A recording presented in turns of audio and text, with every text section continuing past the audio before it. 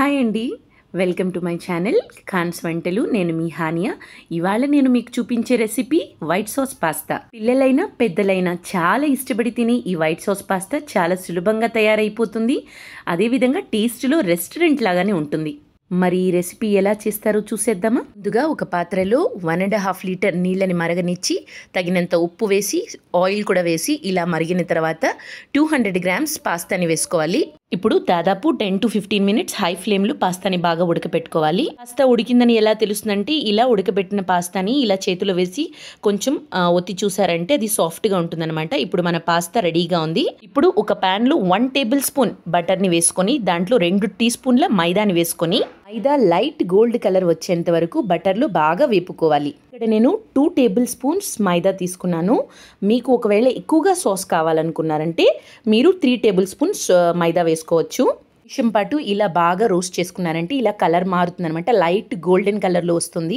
ఇప్పుడు 400 ml మిల్క్ని ఇలా తీసుకొని మైదాలో కొంచెం కొంచెం వేస్తూ కంటిన్యూస్గా స్టిర్ చేస్తూ ఉండాలి. అంటే గ్యాప్ లేకుండా కంటిన్యూస్గా ఇలా కలుపుతూ ఉండాలి, లేదంటే మైదాలో లంప్స్ అనేది వచ్చేస్తుందండి. మైదా పాలలో బాగా కలిసి ఈ స్మూత్గా క్రీమీ కన్సిస్టెన్సీ వచ్చేంత వరకు ఇలా మిక్స్ చేస్తూ ఉండాలి.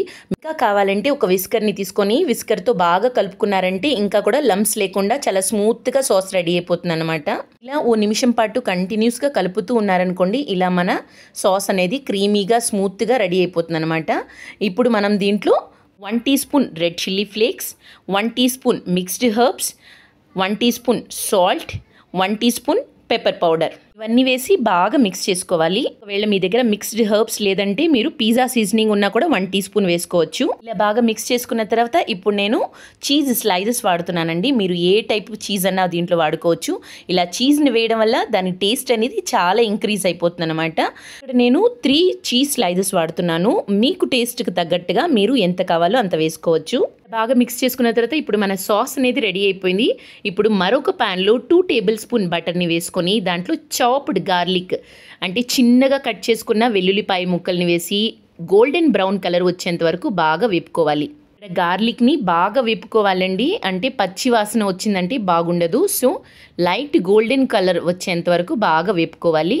ఇప్పుడు నేను ఇక్కడ మిక్స్డ్ వెజ్జీస్ వేస్తున్నాను. ఇప్పుడు నా దగ్గర వచ్చి onions, sweet corn, bell peppers ఉన్నాయన్నమాట, క్యాప్సికమ్, క్యారెట్స్ ఉన్నాయి.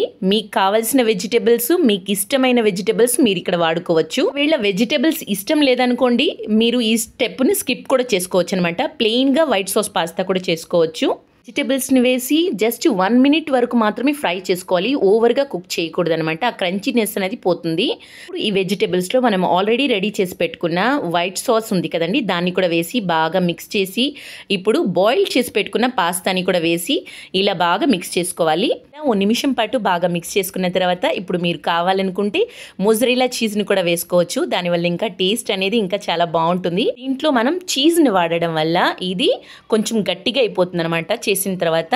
మీరు అందుకని జస్ట్ సర్వ్ చేసుకునే ముందర వేడి వేడి పాలని వేసుకొని మీకు కావాల్సిన కన్సిస్టెన్సీలో అడ్జస్ట్ చేసుకొని మీరు సర్వ్ చేసుకోవచ్చు. అంతేనండి, మన వైట్ సాస్ పాస్తా రెడీ అయిపోయింది. వీడియో నచ్చినట్లయితే తప్పకుండా లైక్ చేసి ఛానల్ని సబ్స్క్రైబ్ చేసుకోండి.